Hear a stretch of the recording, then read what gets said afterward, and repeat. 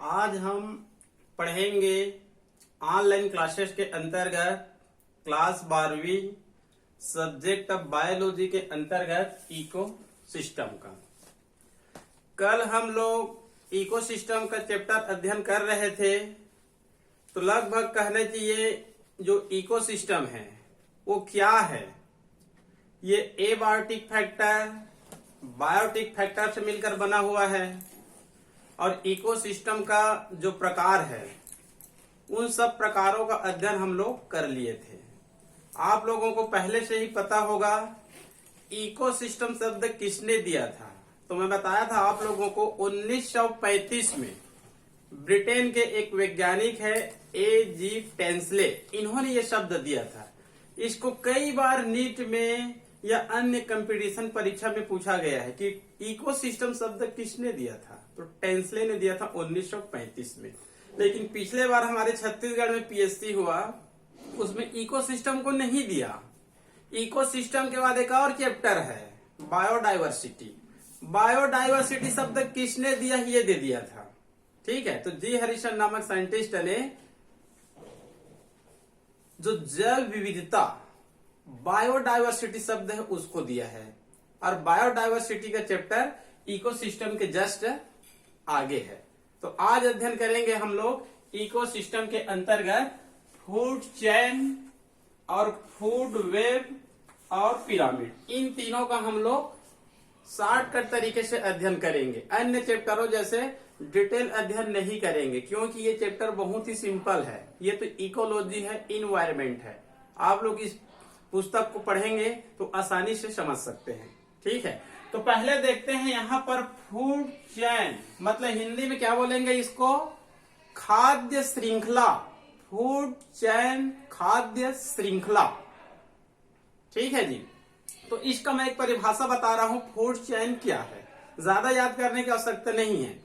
Food chain जानने के लिए पहले हमारे दिमाग में हमेशा इकोसिस्टम चलना चाहिए। इकोसिस्टम क्या है? इकोसिस्टम कहना चाहिए दो घटकों से मिलकर बना होता है, एबायोटिक फैक्टर और बायोटिक फैक्टर। एबायोटिक फैक्टर के अंतर्गत organic, inorganic, climatic factor. Biotic के अंतर्गत प्रोड्यूसर, कंज्यूमर, डिकम्पोजर। और कंज्यूमर के अंतर्गत प्राइमरी कंज्यूमर, सेकेंडरी कंज्यूमर और टर्शियरी कंज्यूमर। इतना हमेशा दिमाग में बैठा कर रखना है। उसके वजह से कि इकोसिस्टम के प्रकार, तो इकोसिस्टम के जनरली तौर पर कहना चाहिए दो प्रकार ले लेते हैं, नेचुरल और आर्टिफिशियल। नेचुरल को पुनः दो प्रकारों में बांट देते हैं। एक होता है टेरेस्ट्रियल मतलब स्थलीय, जहां पर पानी नहीं होती है। सेकंड होता है एक्वेटिक मतलब जलीय, तो इसको दो भागों में बांट देते हैं। एक होता है मेराइन वाटर और एक होता है फ्रेश वाटर। ये हमेशा दिमाग में रहना चाहिए इकोसिस्टम का अध्ययन कर रहे हैं तो। क्लियर? तो ये फूड चेन होता है, तो मान लो कहना चाहिए किसी भी इकोसिस्टम में फूड चेन का परिभाषा देखेंगे तो किसी भी इकोसिस्टम में, ठीक है, इकोसिस्टम की संख्या बहुत अधिक हो सकती है, छोटे से लेकर बड़े तक। तो किसी भी इकोसिस्टम में हम लोग प्रोड्यूसर से लेकर कहां तक जाएंगे,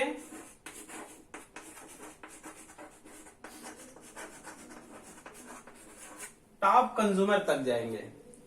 किसी भी इकोसिस्टम में प्रोड्यूसर से लेकर टॉप उपभोक्ता या टॉप कंज्यूमर तक जाते हैं। इसको याद रखेंगे, इसको कहना चाहिए डिकम्पोजर तक आपको नहीं ले जाना है।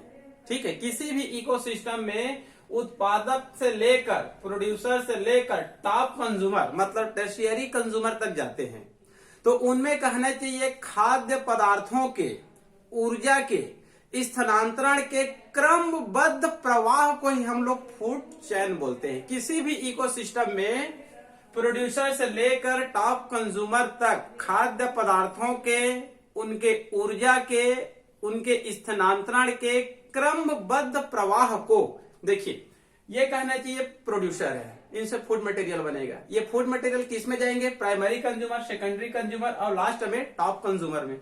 तो उस खाद्य पदार्थ में क्या होते हैं, ऊर्जा होते हैं। तो उस ऊर्जा का क्या होता है, स्थानांतरण होता है। और कैसे स्थानांतरण होगा, क्रमबद्ध स्थानांतरण होगा, एक पथ के रूप में क्या होगा, स्थानांतरण होगा। तो इसी को कह सकते हैं किसी भी इकोसिस्टम में प्रोड्यूसर से लेकर टॉप कंज्यूमर तक खाद्य पदार्थों के ऊर्जा के स्थानांतरण के क्रमबद्ध प्रवाह को फूड चेन कहते हैं।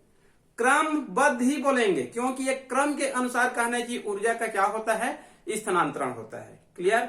यदि कहना चाहिए हम लोग फूड वेब का अध्ययन करेंगे तो इसमें कहना चाहिए क्रमबद्ध नहीं होती है, अनियमित होती है। इसमें बोल सकते हैं किसी भी इकोसिस्टम में प्रोड्यूसर से लेकर टॉप कंज्यूमर तक, इसमें ही बोल सकते हैं किसी भी इकोसिस्टम में प्रोड्यूसर से लेकर टॉप कंज्यूमर तक खाद्य पदार्थों के ऊर्जा के स्थानांतरण के अनियमित प्रवाह को, इसमें बोलेंगे क्रमबद्ध प्रवाह को, इसमें क्या बोलेंगे, अनियमित प्रवाह को क्या बोलेंगे हम लोग, फूड वेब कहते हैं। क्लियर। इसको मैं आप लोगों को एक चित्र द्वारा बताऊंगा, इसको रटने की आवश्यकता नहीं है। किसी भी इकोसिस्टम में मतलब एक ही इकोसिस्टम में कई कहना चाहिए फूड चेन पाए जा सकते हैं। ठीक है, एक चित्र बता रहा हूं, उसमें एकदम से कहना चाहिए क्लियर हो जाएगा।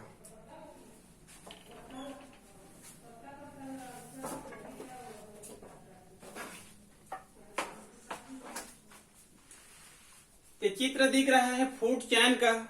फूड चेन क्या है समझ में आ गया। किसी भी इकोसिस्टम में प्रोड्यूसर से लेकर टॉप कंज्यूमर तक खाद्य पदार्थों के ऊर्जा के स्थानांतरण के क्रमबद्ध प्रवाह को फूड चेन कहते हैं। किसी भी इकोसिस्टम में कहना चाहिए एक से अधिक क्या हो सकते हैं, फूड चेन हो सकते हैं। तो यहाँ पर एक मैं उदाहरण दे रहा हूं। ये इकोसिस्टम का मैं नाम लिख दिया हूं यहाँ पर। ठीक है, ये फॉरेस्ट इकोसिस्टम है, ये ग्रासलैंड का इकोसिस्टम है, ये मेराइन इकोसिस्टम है और ये फ्रेश वाटर का इकोसिस्टम है। ठीक है, 4 इकोसिस्टम के यहाँ पर उदाहरण दे रहा हूँ फूड चेन का। Forest ecosystem, grassland ecosystem, marine मतलब समुद्र कहना चाहिए इकोसिस्टम, और ये स्वच्छ जल का इकोसिस्टम। क्लियर। अब इसमें देखते हैं प्रोड्यूसर क्या हो सकते हैं। तो फॉरेस्ट में आप लोग को पहले ही बता चुका हूं, जो ग्रीन प्लांट्स होते हैं, जो पौधे होते हैं, वृक्ष होते हैं, वो क्या होते हैं, प्रोड्यूसर होते हैं। ठीक है, तो ये कहना चाहिए फूड चेन मतलब एक सीधी रेखा में चलती है। फूड चेन मतलब ऊर्जा का प्रवाह एक सीधी पथ में होती है, क्रमबद्ध रूप से होती है। ठीक है, तो ये कहना चाहिए फॉरेस्ट इकोसिस्टम है, इसमें कहना चाहिए क्या है, ये उत्पादक। अब कहने की इस उत्पादक को भोजन के रूप में कौन ग्रहण करेंगे, प्राइमरी कंज्यूमर। इसको कौन ग्रहण करेंगे, सेकेंडरी कंज्यूमर। इसको कौन ग्रहण करेंगे, टर्शियरी कंज्यूमर मतलब टॉप कंज्यूमर। मतलब ये फूड चेन चल रहा है जो एक सीधी रेखा में चल रहा है। ठीक है, अब मान लो कहना चाहिए ग्रासलैंड का देखते हैं, तो यहाँ पर जो कहना चाहिए घास होती है, ग्रास होती है, ये क्या है, प्रोड्यूसर है। ठीक है, इनको भोजन के रूप में टिड्डे ग्रहण करेंगे, इनको भोजन के रूप में फ्रॉग ग्रहण करेंगे, इनको भोजन के रूप में मोर ग्रहण करेंगे। यहाँ पर कहना चाहिए समुद्र का देखेंगे तो इसमें कहना चाहिए प्रोड्यूसर क्या होते हैं, फाइटोप्लैंक्टन्स होते हैं, पादप प्लवक। इसको भोजन के रूप में जूप्लैंक्टन्स ग्रहण करेंगे, इसको भोजन के रूप में छोटी मछली ग्रहण करेंगे, इनको भोजन के रूप में बड़ी मछली ग्रहण करेंगे। यह है फ्रेश वाटर। इसमें कहना चाहिए जो सवाल होते हैं ये क्या होते हैं, प्रोड्यूसर होते हैं। इनको भोजन के रूप में जूप्लैंक्टन्स ग्रहण करेंगे। क्योंकि ये भी जल है, ये भी जल है, तो इसमें भी फाइटोप्लैंक्टन्स हो सकते हैं, इसमें भी फाइटोप्लैंक्टन्स हो सकते हैं। हालांकि यहाँ पर एल्गी मैं लिख दिया हूँ, लेकिन यहाँ पर एल्गी को हम लोग फाइटोप्लैंक्टन्स भी बोल सकते हैं। हालांकि यहाँ पर मैक्रोफाइट्स भी हो सकते हैं। उसके बाद कहना चाहिए इनको भोजन के रूप में जो सेकेंडरी कंज्यूमर है स्मॉल फिश ग्रहण करेंगे, और इसको भोजन के रूप में लार्ज फिश या फिर कहना चाहिए मगरमच्छ भोजन के रूप में क्या कर सकते हैं, ग्रहण कर सकते हैं। तो ये कहना चाहिए फूड चेन है, मतलब इसमें ऊर्जा का प्रवाह क्या होगा, एक सीधी रेखा में हो रहा है। मतलब इसका भोजन इनके शरीर एक सीधी लाइन में जा रहा है।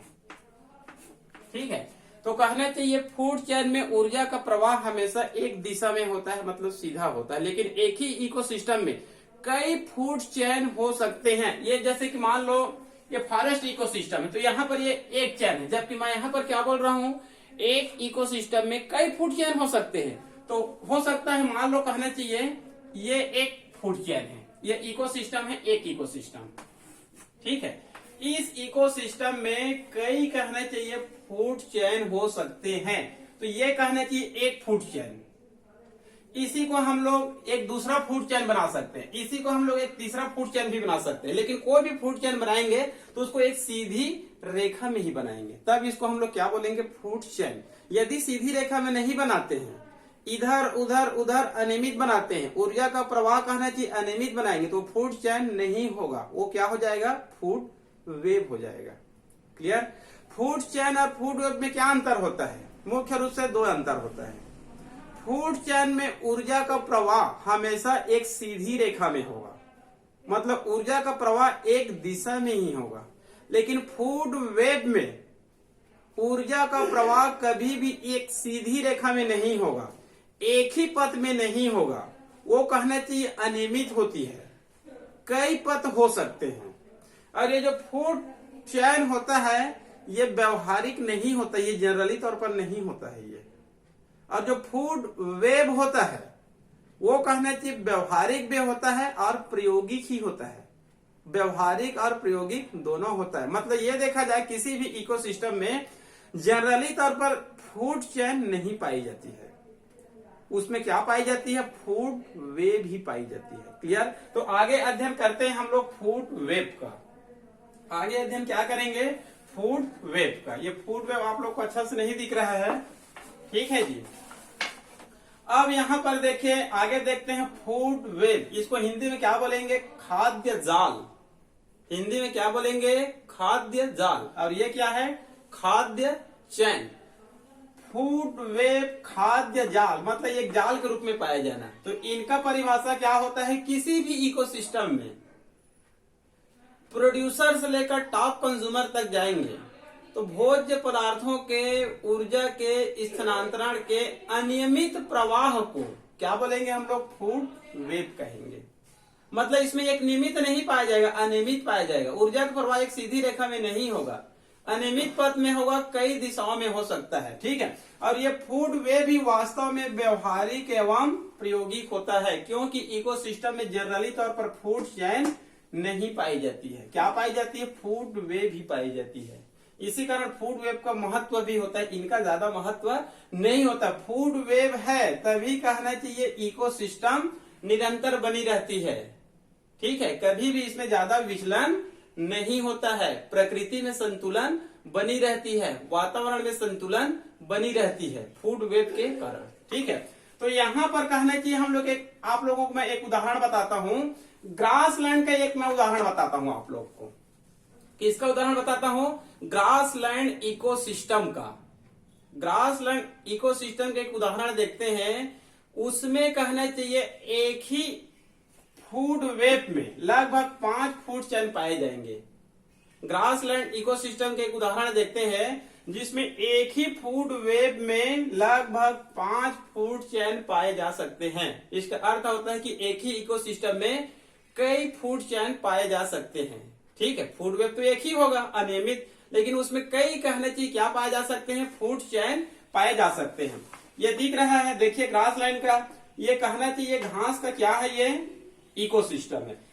तो ग्रासलैंड का इकोसिस्टम है, तो ये सब यहाँ पर लिख दिया हूं मैं, वीड मतलब घास लिख दिया हूं, ग्रास लिख दिया हूं, तो ये सब क्या है, ये प्रोड्यूसर है। अब ये पहला फूड चेन, दूसरा फूड चेन, तीसरा फूड चेन, चौथे फूड चेन और ये 5वें फूड चेन। मतलब एक फूड वेव में 5 फूड चेन हो सकते हैं। देखिए घास है, इनको टिड्डे भोजन के रूप में ग्रहण करेंगे, टिड्डे को बाद ग्रहण कर सकते हैं। घास को दूसरे फूड चेन में टिड्डे ग्रहण करेंगे, लेकिन इसको छिपकली ग्रहण कर सकते हैं और इनको पुनः बाद ग्रहण कर सकते हैं। घास है, घास को खरगोश ग्रहण कर सकते हैं और खरगोश को बाद ग्रहण कर सकते हैं, ठीक है। ये आगे चलकर यहाँ पर टाइगर लायन भी लिख सकते हैं। उसके बाद ये घास है, इसको चूहे ग्रहण कर सकते हैं, इसको बाद ग्रहण कर सकते हैं। एक और है, ये घास है, इसको चूहे ग्रहण कर सकते हैं, चूहे को सांप ग्रहण कर सकते हैं और सांप को बाद भोजन के रूप में ग्रहण कर सकते हैं। तो एक कहना चाहिए फूड वेव में 5 फूड चेन या फिर अधिक फूड चेन भी पाए जा सकते हैं। अतः किसी भी इकोसिस्टम में फूड चेन जनरली तौर पर नहीं पाए जाते हैं, जनरली तौर पर क्या पाए जाते हैं, फूड वेव ही पाए जाते हैं। क्लियर। एक और बता रहा हूं, ये तो हो गया ग्रासलैंड का, ये हो गया आप लोगों का ग्रासलैंड का। एक दूसरा चित्र बता रहा हूं मैं फूड वेव का ही, ये कहना चाहिए मरुस्थलीय इकोसिस्टम का दूसरा उदाहरण है। डिजर्ट इकोसिस्टम का एक दूसरा उदाहरण लेते हैं। जो पहला उदाहरण लिया वो ग्रासलैंड इकोसिस्टम का था, जिसके एक फूड वेब में 5 फूड चैन पाए जाते हैं। तो ये डिजर्ट इकोसिस्टम एक इकोसिस्टम है, ठीक है। इसमें कहना चाहिए 3 या 3 से अधिक फूड चैन भी इसमें भी पाए जा सकते हैं, ठीक है। ये कहना चाहिए डिजर्ट में जाएंगे, मरुस्थल में तो प्लांट ही क्या रहेंगे, यहाँ पर प्रोड्यूसर रहेंगे, ठीक है, उत्पादक। इनको भोजन के रूप में छोटे छोटे जो रोडेंट्स होते हैं ये ग्रहण कर सकते हैं। इनको स्नेक ग्रहण कर सकते हैं और स्नेक को बाज ग्रहण कर सकते हैं। इसके बाद कहने की इस प्लांट को या तो लिजर्ट भी ग्रहण कर सकते हैं भोजन के रूप में, और लिजर्ट को स्नेक और स्नेक को बाज ग्रहण कर सकते हैं। और तीसरा है इस प्लांट को कहने की इंसेक्ट भोजन के रूप में ग्रहण कर सकते हैं, और इसको लिजर्ट ग्रहण कर सकते हैं और इसको बाज ग्रहण कर सकते हैं, ठीक है जी। तो डिजर्ट इकोसिस्टम में मतलब एक फूड वेब में कई कहने चाहिए फूड चैन पाए जा सकते हैं, क्लियर। वास्तव में कहना चाहिए किसी भी इकोसिस्टम में फूड वेब ही पाई जाती है, क्योंकि कभी भी एक सीधी दिशा में नहीं चलती है। तो एक नामांकित चित्र में बताया हूं, ये चित्र आपको किसी भी पुस्तक में मिल जाएगा, ठीक है।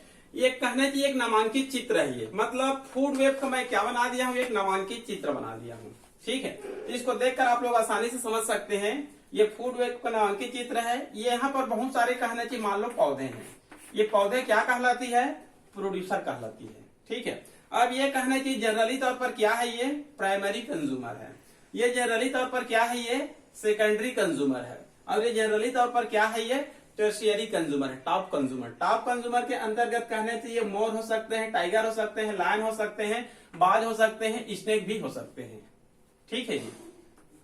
उसके बाद कहने चाहिए सेकंड के अंतर्गत वो फॉक्स भी हो सकते हैं, डॉग भी हो सकते हैं, और भेड़िया मतलब वॉल्फ भी हो सकते हैं, केट भी हो सकते हैं, कुछ बर्ड भी हो सकते हैं।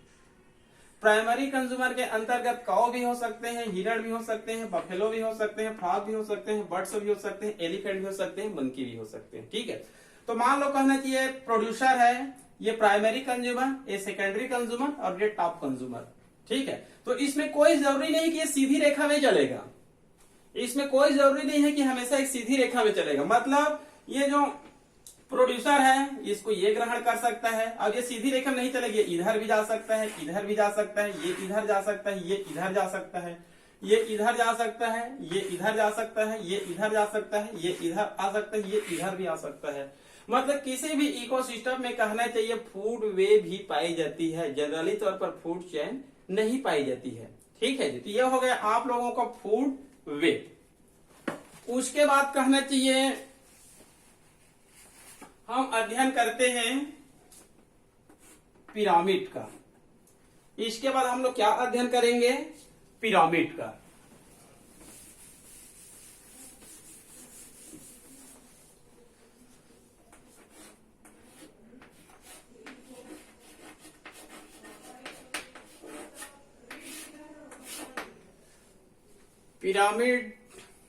पिरामिड शब्द सुनते ही मिस्र का याद आता है, क्योंकि पुरानी पिरामिड कहाँ पाई जाती है, मिस्र नामक देश में पाई जाती है, ठीक है। तो कहना चाहिए किसी भी इकोसिस्टम में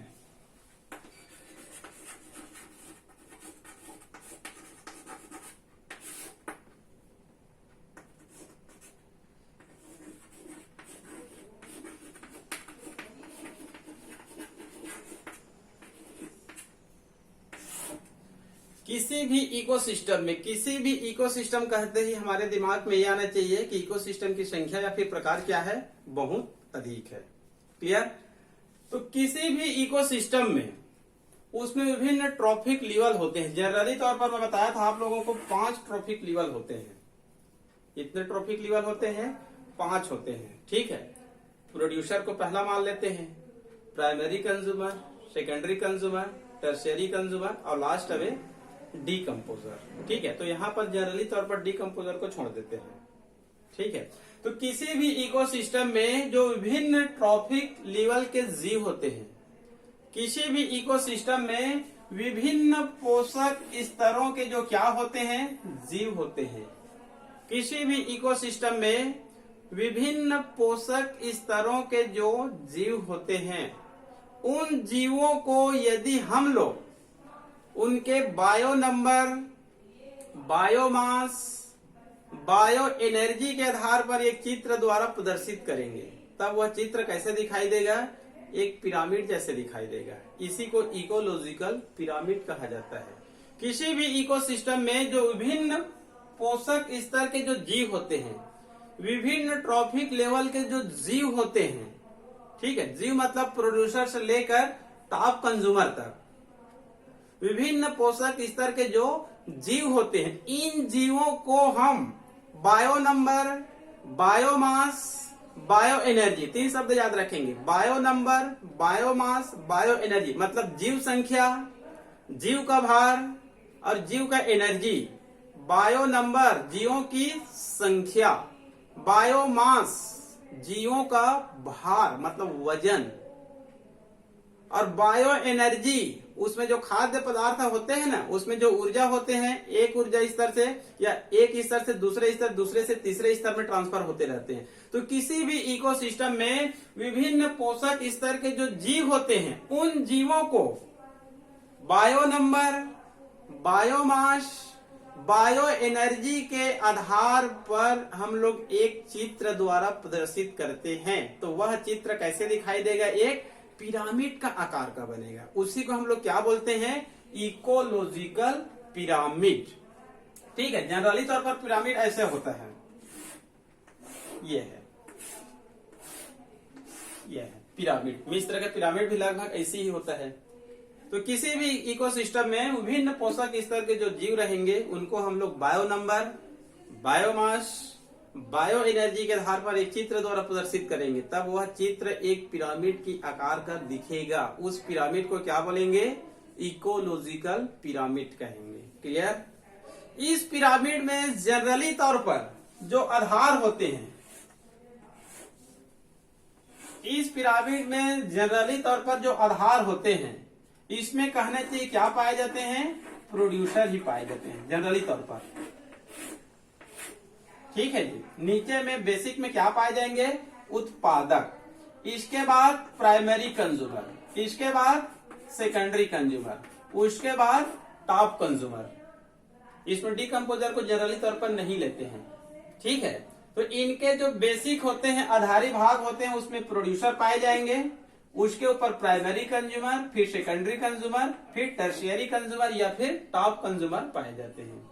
क्लियर? ये इकोलॉजिकल पिरामिड है। एक बार पूछा गया था, इकोलॉजिकल पिरामिड का खोज किसने किया है? इकोलॉजिकल पिरामिड का खोज किसने किया है? तो उत्तर में आता है एक साइंटिस्ट का नाम एल्टन, ELTON, एल्टन।